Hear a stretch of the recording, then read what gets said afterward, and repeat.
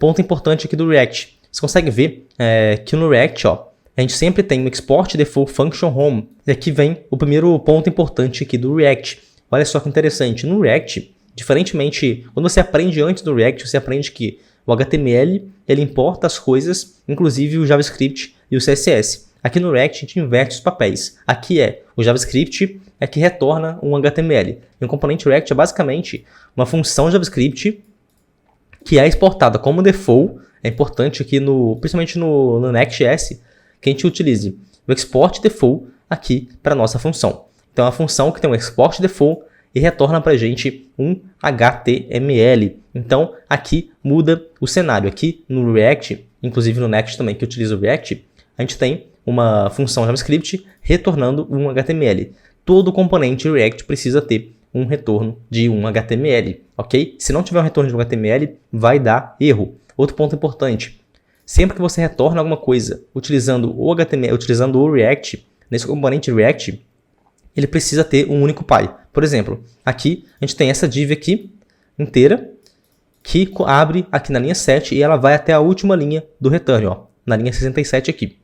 Se a gente criar outra div aqui em cima, vai dar erro, ó. Tá vendo? Vai dar erro, ó. Por que dá erro? Porque o React, ele te obriga a retornar apenas um único elemento que tenha os seus filhos lá. Os filhos não importa. O que importa é o pai tem que ser um pai único, ok? Para ficar mais fácil a gente entender, eu vou apagar tudo que está aqui dentro para a gente começar do zero. E deixei apenas a primeira div, que é a div class name styles container. Isso aqui também tem mais um detalhe, ó. Dentro da div, diferentemente do HTML puro, aqui no React a gente usa o class name. Então aqui você não vai passar apenas class. A gente vai passar class name. No React sempre é class name, ok? Essa é a diferença também. Outro ponto importante. Aqui ele está utilizando styles container. De onde está vindo esse styles container? Ó? Primeiro eu vou apagar essas duas linhas aqui de cima que a gente não vai usar mais. Então aqui geralmente no HTML puro a gente usaria assim, ó.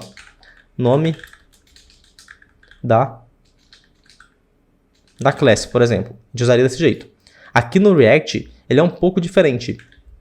Você pode utilizar com esse nome desse jeito também, mas você pode utilizar com uma variável. Então aqui, o que o Next trouxe pra gente? Ele trouxe o import styles from /styleshome.module.css, que é aquele CSS, aquele arquivo CSS que a gente viu aqui dentro do styles home module CSS, ó.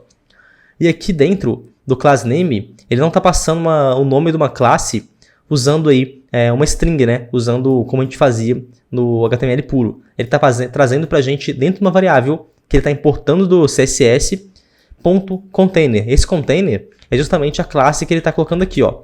Se a gente procurar aqui, a gente consegue ver, ó, .container no home module CSS, está aqui a classe.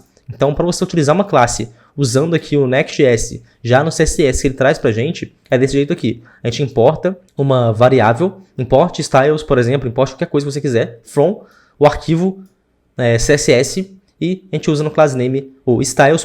O nome da classe. E outro ponto importante, aqui no React, para você usar uma variável dentro do HTML, você usa aqui as chaves, ó. Então esse styles, ele é como se fosse uma variável JavaScript aqui dentro. Então, quando você passa essas chaves, você está falando aqui para o React que o nome dessa classe está dentro dessa variável aqui, styles.container.